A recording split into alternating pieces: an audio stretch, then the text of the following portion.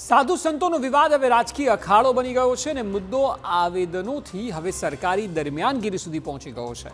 વિવાદ અત્યાર સુધી એ જ વાતનો ચાલતો હતો કે ગાદી પર હક કોનો, પરંતુ હવે હકનો મુદ્દો આક્ષેપબાજી સુધી પહોંચી ગયો છે અને એવા ગંભીર આરોપો કે જેનાથી ન માત્ર ધાર્મિક પરંતુ રાજકીય વિવાદનો મધપૂડો પણ છંછેડાઈ ગયો છે।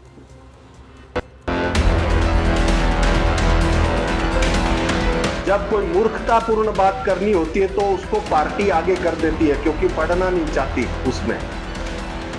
અને ઈ ભાઈનું નામ છે ગિરીશ કોટેચા। તે ગીર ગઢડામાં જે માનું શંકરનું મંદિર હતું ત્યાંથી તને કાઢીને મૂક્યો। વિકાસ ઝીરો ગિરિયો હીરો। અલ્યા તું હું છે ભાઈ? અહીંથી ભગવા કપડીને પહેરીને દિલ્હી ગયો અને દિલ્હીથી પાછો આવ્યો, પાછા ભગવા કપડાં પહેર્યા। ત્યાં વચમાં 5 વર્ષ મોજ મજા કરી, પેન્ટ શૂટ પહેરવા માંડ્યો, શર્ટ ટી શર્ટો પહેરવા માંડ્યો। ભાઈ શાંત કરાવવા માંગતો તો એ શાંત કરાવવા પાછળ મંદિર હડપવાની તૈયારી ચાલુ હતી। બાપુ એનાથી તેવડો એવા ચીઠા ખોલ નાખે। એક સાધુ છે અને બીજા નેતા, પરંતુ બંને વચ્ચે જે શાબ્દિક આક્ષેપબાજી થઈ રહી છે તેવા આક્ષેપો તો ચૂંટણી વખતે પણ નથી થતા। આખો વિવાદ ગિરનાર અંબાજી મંદિરના મહંત તનસુખગીરી બાપુના બ્રહ્મલીન થયા બાદથી વકર્યું છે। તેમની બાદનું પદ સોંપવાને લઈને હરિગીરી બાપુ અને મહેશગીરી બાપુ વચ્ચે જોરદાર જંગ જામ્યો છે। જો કે આ વિવાદમાં ભાજપના નેતા ગિરીશ કોટેચાએ ઝંપલાવતા વિવાદ વકર્યો। તેમણે સાધુઓને શાંત થવા અપીલ કરી હતી અને એ જ અપીલ સાંભળી મહેશગીરી અકળાઈ ગયા છે।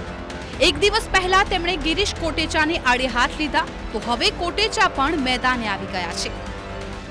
તું કઈ શંકરાચાર્ય છે? બે સાધુ શાંત થાઓ, બે સાધુ। અલ્યા તું શંકરાચાર્ય આશીર્વાદ આપવા માંગે છે? તું છે હું? અને મેં પહેલા જ કીધું તું કે રાજકારણ વાળા બધાય આનાથી દૂર રહો। આ જે અમારો મામલો છે અમે જોશું અને પ્રશાસન જોશું। તું છે શું? આ હું કે બે જણા શાંતિઓ તું ઠેકો લઈ રાખ્યો છે? તે જુનાગઢનો ધર્મનો ઠેકો લઈ રાખ્યો છે? મગજ ફાટી જશે મારું। હું જુનાગઢમાં જઈને આ ભૂમિ અમારી છે, તું મને એમ કે આમાં ન આવો। હું ક્યાં વિવાદમાં આવ્યો? મેં જે તે વખતે એક એવું નિવેદન આપ્યું હતું બધી ન્યૂઝ ચેનલને કે અમારું જુનાગઢ તપોભૂમિ છે, સાધુ સંતોની ભૂમિ છે અને મહેરબાની કરીને તમે લોકો જેની જ્યાં તનસુખગીરી બાપુનું મૃત્યુ થાય અને એ જગ્યા માટે રાતોરાત તમે 1:30 વાગે એ માણસના અનકોન્શિયસ હોય એના સાઇન સિક્કા કરાવી આવો। આ જગ્યામાં મારો ગુરુ બેહાડો, ખરેખર એના પરિવારને તો મળો। આ મેં નિવેદન આપ્યું એનાથી એને ભાઈને ઝાટકા લઈ ગઈ છે। મહેશગીરી આમ તો હરિગીરી બાપુ અને તેમણે નિમેલા પ્રેમસુખગીરી બાપુ સામે આક્ષેપો કરતા રહ્યા હતા, પરંતુ તેમણે લગાવેલા આક્ષેપોમાં અધિકારીઓ પણ સામેલ છે અને નેતાઓ પણ, અને આ જ મુદ્દે વાંધા ગિરીશ કોટેચાએ પણ ઉઠાવ્યા।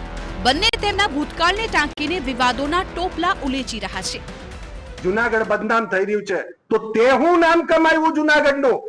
2-3 અઠવાડિયા પહેલા તને ખબર છે શું થયું હતું ગિરનારમાં? ગિરનારના ઉપર પરિક્રમાના મેળામાં એક 14 થી 16 વર્ષની દીકરી જેને પેશાબ લાગી હતી, એ પેશાબ માટે જગ્યા નહોતી મળતી, આટલા બધા લોકો હતા, કોઈ બાથરૂમ ત્યાં નહોતું, એ છોકરીને જબરદસ્તીથી પેશાબ પોતાના લહેંગામાં કરવો પડ્યો। મારી દીકરીને લહેંગામાં પેશાબ કરવો પડ્યો લોકોના સામે। ત્યારે મારા ગિરનારના ડોળીવાળા, મારા ગિરનારના દુકાનવાળા એ બધા ભેગા થઈને એને આળસ કરીને એના કપડા બદલાવવા માટે આગે આવ્યા। મારી મગજ ન ફેરવતું, એક બાથરૂમ તું બાંધી નહીં શક્યો। આ જુનાગઢનું સત્યાનાશ થયું છે, એમાં સી ફાળો કોનો છે આ જુનાગઢને વિચારવું પડશે। પૂરી શાક વેચીને બંગલા ન બાંધી શકાય। હું આવીને વાતો કરે છે, તું વાત કરે છે? એનો ઇતિહાસ એવો છે કે એ કમંડલ કુંડની અંદર જ્યારે અમૃતગીરી બાપુ હતા ત્યારે એના એ ચેલા તરીકે આવ્યો, પછી શ્રી રવિશંકરના ટચમાં આવ્યો, અહીંથી દિલ્હી ગયો, દિલ્હી જઈને અહીંથી ભગવા કપડીને પહેરીને દિલ્હી ગયો અને દિલ્હીથી પાછો આવ્યો, પાછા ભગવા કપડાં પહેર્યા। ત્યાં વચમાં 5 વર્ષ મોજ મજા કરી, પેન્ટ શૂટ પહેરવા માંડ્યો, શર્ટ ટી શર્ટો પહેરવા માંડ્યો। તું સંત ખેનો કહેવાય? મહેશગીરી કલેક્ટર સામે પણ આરોપ લગાવી ચૂક્યા છે। પુરાવાઓ સાથે તેમણે એક દિવસ પહેલા પ્રેસ કોન્ફરન્સ કરી હતી, તો આક્ષેપોનો વળતો જવાબ આપવા ગિરીશ કોટેચાએ પણ પ્રેસ કોન્ફરન્સ કરી। મહેશગીરીનો દાવો છે કે ભવનાથ મંદિર હડપવા માટે ગિરીશ કોટેચા સાધુ સંતોના વિવાદમાં પડી રહ્યા છે। તો બીજી તરફ ગિરીશ કોટેચા તમામ આક્ષેપો ફગાવતા સામો આરોપ લગાવી રહ્યા છે કે મહેશ ગીરી ખોટી રીતે ભૂતનાથમાં આવીને રહ્યા છે અને આ કૌભાંડોની લિસ્ટ કાઢી તારું નામ પહેલા કૌભાંડમાં અત્યારે કહું છું, હજી તો દુનિયાભરનું છે. આ તું બોયલો એની નસ પકડાઈ ગઈ છે કે આ તું શા માટે બોયલો. આ જો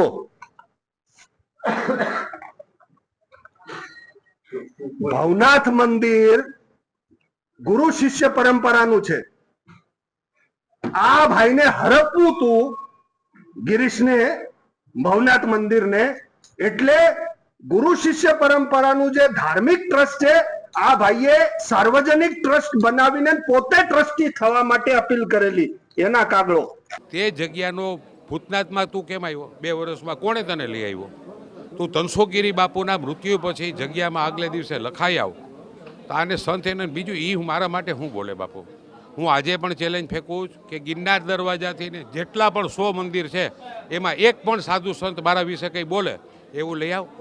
તું એવો કહેતો હતો કે ભવનાથ મંદિરની અંદર ટ્રસ્ટી થવા માટે થઈને આજથી ને 10 વર્ષ પહેલાં જે સેલજામાં છે પુનિત આશ્રમના, એની 68 વીઘા જગ્યા છે. ત્યાં એણે 1 વર્ષ પૂજા કરવા માટે ત્યાં એને આપ્યા, ત્યારે એ માએ અમને પ્રસંગ કમિટીમાં લેવા માટે થઈને એમ કીધું કે અહીંયા પ્રસંગ હોય ને ત્યારે તમે હાજરી આપજો.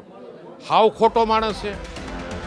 સાધુ અને નેતાનો આ વિવાદ હવે જૂનાગઢના વિકાસ અને અધોગતિ સુધી પહોંચ્યો છે. મહેશ ગીરી કહી રહ્યા છે કે જૂનાગઢના ડેપ્યુટી મેયર રહી ચૂકેલા ગિરીશ કોટેચાએ કૌભાંડો કર્યા, તેમના અનેક ગોટાળાઓના પુરાવા છે.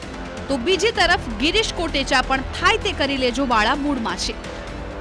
ભારતીય જનતા પાર્ટીને, પીએમ સાહેબ નરેન્દ્ર મોદી સાહેબને, અમિત શાહજીને અને આપણા મુખ્યમંત્રી સાહેબને અને ભારતીય જનતા પાર્ટીના અધ્યક્ષને વિનંતી કરીશ, બહારનું પાપ લાવીને આ પાર્ટીને બદનામ કરે છે.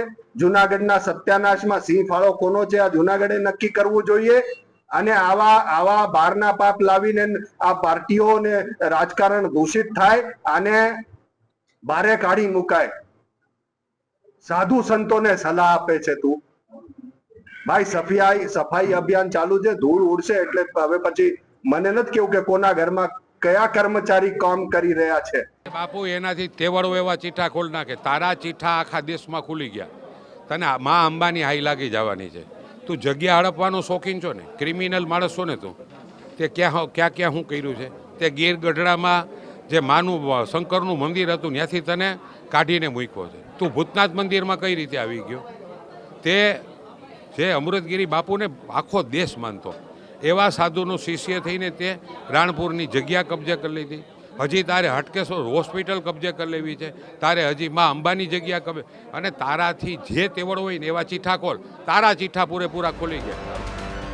આખા વિવાદ વચ્ચે હવે મુદ્દો સરકારમાં પણ ગયો છે. બ્રહ્મલીન તનસુખગીરી હસ્તકના મંદિરમાં વહીવટદારની નિમણૂક કરી દેવાય છે.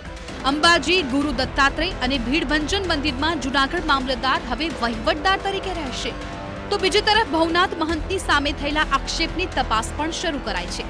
અખાડાના લેટર અંગે પણ પોલીસ અને એફએસએલ તપાસ થઈ રહી છે. તો ભવનાથ મંદિરમાં જે શરતો છે તે મુજબની કામગીરી થઈ રહી છે કે કેમ તે અંગે રિપોર્ટ માંગવામાં આવ્યો છે. રિપોર્ટ આવ્યા બાદ સરકાર વધુ કાર્યવાહી કરશે.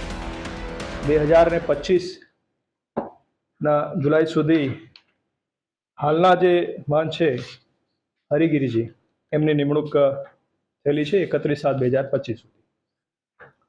જે પણ ગ્રીવાંશ અમને મળ્યા છે વિવિધ સંતો તરફથી, એના બાબતે તપાસ સોંપવામાં આવેલી છે.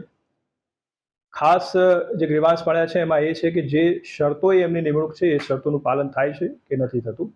તો એના માટે અમારા તાબાના અધિકારીઓ છે એ અત્યારે તપાસ કરી રહ્યા છે અને તપાસના અંતે અમારી પાસે જે પણ રિપોર્ટ આવશે એના અકોર્ડિંગલી આ બાબતે જરૂરી કાર્યવાહી કરવામાં આવશે. મેં આપણે કીધું કે વિષય 2021નો છે. 2021ના આ પત્રથી તત્કાલીન જે તે વખતે આવ્યો હશે એના માટેના ઉદ્ભવસ્થાન બાબતે આમાં અમે ખૂબ ઊંડાણ સુધી આમાં જઈ રહ્યા છે અને કીધું એ પ્રમાણે એફએસએલની પણ એમાં મદદ લઈશું કે એની સત્યતા વિશે સંપૂર્ણ ખાતરી કરીશું અને જરૂર એમાં પગલાં લઈશું. વિવાદ સાધુઓનો હતો અને એટલો વકર્યો છે કે સરકારે દરમિયાનગીરી કરીને ચોક્કસથી આ વિવાદનો અંત લાવવો જ રહ્યો. ઉત્તરાધિકારીના હકને લઈને સાધુ સંતોના વિવાદ ખૂબ વધી રહ્યા છે. તે ક્યાંક એ વાતનો પણ ઇશારો કરે છે કે વૈરાગીઓમાં વેરઝેર વધ્યા છે. અત્યાર સુધી રાજકારણમાં ધર્મનો મુદ્દો ઉછળતો હતો અને હવે ધર્મના મુદ્દામાં રાજકારણ ઘૂસ્યું છે. જોઈએ કે આ વિવાદનો અંત ક્યારે અને કેવી રીતે આવે છે.